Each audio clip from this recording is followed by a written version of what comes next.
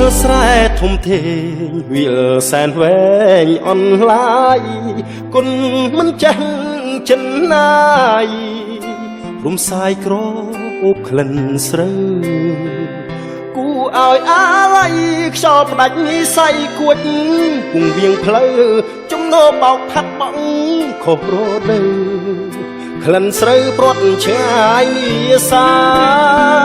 សន្យាស្រុកស្រែបំណងធ្នមស្នេហ៍ដំបងខំគោះទ្វារបេះដូង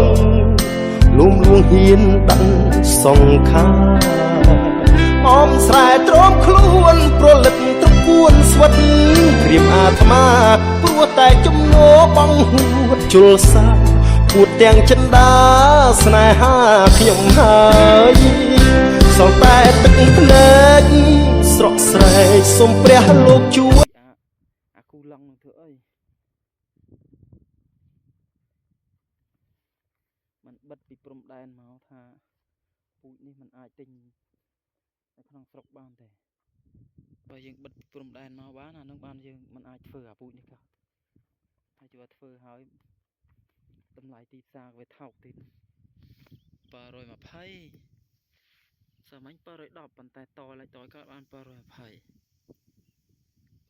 នោះអត់ចង់យកទេ